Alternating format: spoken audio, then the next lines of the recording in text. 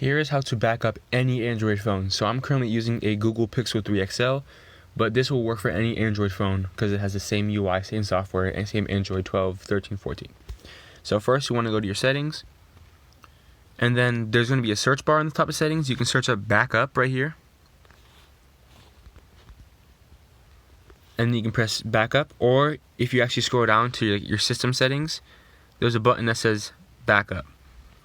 Now what you do from here is that you sign in with whatever service you have. So this is Google One, you can turn it on, and then you can back up all your data. So you press the backup now button, and then this will back up your apps, photos, videos, and you can choose which apps and videos and stuff you don't want.